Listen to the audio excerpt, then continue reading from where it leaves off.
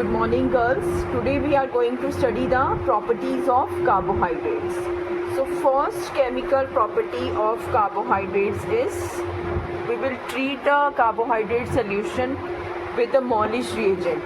Molish reagent is nothing but the mixture of sulfuric acid and alpha naphthol.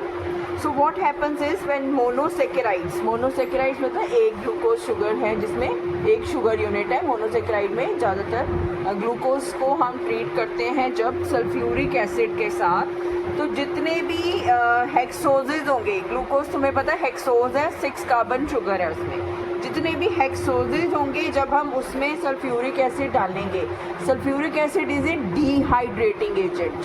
D means removal, hydration मतलब water molecule निकल जाएगा. तो ये जितने भी इसमें OH लगे हुए हैं ग्लूकोज में, ग्लूकोज के स्ट्रक्चर में जितने OH मॉलिक्यूल्स हैं, यहाँ पे डिहाइड्रेशन होएगी, वाटर मॉलिक्यूल बाहर निकल के एक कॉम्प्लेक्स बनेगा 5 membered ring which is 5 hydroxy methyl. This is methyl group and this whole is furfural. So जितने भी हेक्सोजेज हैं वो 5 हाइड्रोक्सी मिथाइल फर्फ्यूरॉल देंगे. इतनी चीज़ को फर्फ्यूरॉल कहते हैं. 5th पोजीशन पे हाइड्रोक्सी है एंड 2nd पोजीशन पे मिथाइल ग्रुप है. फर्फ्यूरॉल मतलब लास्ट में Al है तो एल्डिहाइड हो गया. सो this is your aldehyde. Dehydration के बाद ये कंपाउंड बनेगा. इसको जब फर्दर हम अल्फा नेप्थोल और सल्फ्यूरिक एसिड के साथ ट्रीट करेंगे तो ये पर्पल कलर की रिंग देगा हमें जंक्शन पे, जो कि आपका मॉलिश टेस्ट को कंफर्म करेगा. जितने भी कार्बोहाइड्रेट्स हैं उसका प्रीलिमिनरी टेस्ट है मॉलिश टेस्ट, ठीक है, जिसमें सल्फ्यूरिक एसिड और अल्फा नेप्थोल डाल के पर्पल कलर आ जाएगा. ठीक है, हेक्सोजेस सारे ये बनाएंगे और जितने भी पेंटोजेज हैं 5 मेंबर्ड शुगर्स हैं वो सारे फर्फ्यूरॉल बनाएंगे. Simple furfural, this is simple furfural. And जितने हेक्सोजेज हैं सारे वो 5 हाइड्रोक्सी मिथाइल फर्फ्यूरॉल. क्लियर है. Then second we will go for oxidation. कि अगर हम कार्बोहाइड्रेट्स की ऑक्सीडेशन करते हैं तो हम ये देखेंगे कि कौन सा ऑक्सीडेशन एजेंट हम यूज़ कर रहे हैं. अगर हम माइल्ड ऑक्सीडाइजिंग एजेंट यूज़ कर रहे हैं, mild is your bromine water. Mild मतलब जो वीक है, अभी बहुत स्ट्रॉन्ग नहीं है, ठीक है, जो हल्का है, मतलब हल्का कह लो, माइल्ड कह लो, डाइल्यूटेड कह लो, कुछ भी कह लो. तो जब माइल्ड ऑक्सीडाइजिंग एजेंट यूज़ करेंगे ग्लूकोज के साथ तो हमें मिलेगा ग्लूकोनिक एसिड. ग्लूकोनिक एसिड में क्या हो रहा है, जो ये वाला एल्डिहाइड ग्रुप है, दिस एल्डिहाइड ग्रुप, इसका यहाँ पे क्या रिप्लेस हो गया, एसिड से क्या बन गया, कार्बोक्सिलिक एसिड. जितने भी एल्डिहाइड्स हैं आपने देखा होगा, aldehydes after oxidation give you carboxylic acid. So this is gluconic acid when treated with mild oxidizing agent like bromine water. लेकिन अगर हम strong oxidizing agent के साथ ग्लूकोज को ट्रीट करते हैं तो हमें मिलेगा ग्लूकेरिक एसिड. मतलब ये वाला OH भी रिप्लेस हो जाएगा और यहाँ पे भी कार्बोक्सिलिक एसिड बन गया और यहाँ पे भी कार्बोक्सिलिक एसिड बन गया. दिस ग्रुप यहाँ पे भी चेंज आ गया और यहाँ पे भी चेंज आ गया. इस वाले में सिर्फ एक जगह चेंज आया है, ये वाले कार्बन. इसमें ये माइल्ड के साथ है, ये स्ट्रॉन्ग के साथ. स्ट्रॉन्ग के साथ 2 एसिड वाला मिल जाएगा हमें ग्लूकेरिक एसिड. माइल्ड के साथ सिर्फ 1 एसिड वाला ग्लूकोनिक एसिड मिलेगा. और अगर ऑक्सीजन और प्लेटिनम की प्रेजेंस में ऑक्सीडेशन करेंगे तो हमें एक ही वो मिलेगा, कार्बोक्सिलिक एसिड.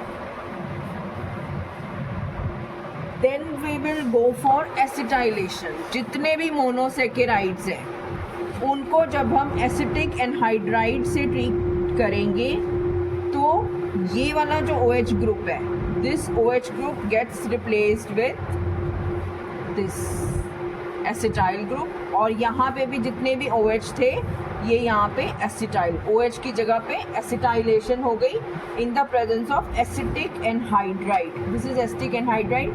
सो ये वाले OH भी रिप्लेस होके एसिटिक एनहाइड्राइड आ गया यहाँ पे, और ये वाले OH पे भी एसिटिक एनहाइड्राइड, तो हमें मिल जाएगा ग्लूकोज पेंटा एसीटेट। 4 ये वाले और 5वां ये वाला, 5 एसिटाइल ग्रुप जब जिसमें लग जाएं, it becomes the glucose penta acetate. Then next is reduction. जितनी भी शुगर्स हैं on reduction with sodium borohydride, ये है आपका रिड्यूसिंग एजेंट सोडियम बोरोहाइड्राइड। ये क्या देंगी आपको? अल्कोहल। यहाँ एल्डिहाइड था, यहाँ अल्कोहल बन गया। आपने देखा होगा, प्लस 2 में पढ़ा होगा, जितने भी एल्डिहाइड हैं after reduction they give you alcohol. आपने ये ध्यान रखना है कि जितने भी एल्डोजेज हैं वो आपको सिर्फ एक अल्कोहल वाला मॉलिक्यूल देंगे, विच इज सॉर्बिटोल। यहाँ पे एल्डिहाइड था, यहाँ पे रिडक्शन के बाद अल्कोहल ग्रुप लग गया, तो ये सॉर्बिटोल मिल गया। लेकिन जितने भी कीटोसिस हैं, एल्डोसिस और कीटोसिस में क्या फ़र्क होता है? इसमें एल्डिहाइड ग्रुप है तो हमें इस ग्रुप पे रिडक्शन हुई तो यहाँ पे अल्कोहल बन गया। लेकिन जितने भी कीटोसिस हैं, जैसे आपका फ्रक्टोज है, फ्रक्टोज में ये कीटो मोइटी है, कीटो ग्रुप लगा हुआ है, तो जितने भी कीटोसिस हैं वो आपको मिक्सचर ऑफ अल्कोहल देंगे, जिसमें मैनिटोल भी बनेगा और सॉर्बिटोल भी बनेगा। एल्डोसिस में सिर्फ सॉर्बिटोल बना था, कीटोसिस में मैनिटोल भी बनेगा और सॉर्बिटोल भी बनेगा। मतलब ये वाले OH भी यहाँ पे भी OH आ गया, इधर भी OH, सारी जगह OH आ जाए, दैट बिकम्स मैनिटोल, और सॉर्बिटोल यही वाला जिसके फर्स्ट कार्बन में। सो ये चीज़ क्लियर होगी। All aldoses with aldehyde group will give you only one alcohol, but all ketosis will give you mixture of 2 alcohols, which is mannitol and sorbitol. So glucose तुम्हें सिर्फ sorbitol देगा after reduction, fructose तुम्हें mixture of 2 alcohols देगा, mannitol and sorbitol. Then the very important test for sucrose, confirmatory test होता है ये sucrose का inversion test. इसमें क्या है, सुक्रोज को जब हम पोलैरीमीटर में देखते हैं तो हाइड्रोलिसिस के बाद उसकी जो इन्वर्जन है चेंज हो जाती है, मतलब सुक्रोज इन्वर्ट हो जाता है। इसका एग्जांपल है सुक्रोज। जब इसको हम पोलैरीमीटर में देखेंगे तो इसकी ऑप्टिकल रोटेशन चेंज हो जाएगी after hydrolysis and it becomes the invert sugar. ठीक है, so this is the confirmatory test for sucrose. Then very important test for all carbohydrates, because it is the confirmatory test for all the carbohydrates, that is osazone test. Osazone test में आपने क्या करना है, जितने भी sugars हैं उसको हमने फिनाइल हाइड्रोजीन और सोडियम एसीटेट के साथ ट्रीट करके उसको वाटर बाथ पे हमने 20 मिनट के लिए बॉईल करना है। बॉईल करके जो फिल्ट्रेट निकलेगा उसमें हमने जो भी आपका शुगर सोल्यूशन है, ग्लूकोज है, लैक्टोज है, माल्टोज है, गैलेक्टोज है, ये सारी चीज़ें डाल के हमने इसको देखना है माइक्रोस्कोप में कौन सा वो किस टाइप के क्रिस्टल देता है। तो mainly this test is for identification of sugars. Confirmatory test है ये सारे कार्बोहाइड्रेट्स के लिए। इसमें सिर्फ तुमने ये चीज़ ध्यान रखनी है कि जितने भी पॉलीसेकेराइड्स होंगे जैसे स्टार्च वगैरह हैं, और जितने भी नॉन रिड्यूसिंग शुगर्स होंगे जैसे सुक्रोज है, ये दोनों ये वाला ओसेजोन टेस्ट नेगेटिव देंगे। दैट मीन्स ये कोई ओसेजोन नहीं बनाएंगे। अब सिंपल देखते हैं पहले हो क्या रहा है जब हमारा ओसेजोन बन रहा है। इसमें हम सिंपल एग्जांपल लेंगे ग्लूकोज का। ग्लूकोज को जब हमने ट्रीट किया phenyl hydrazine and sodium acetate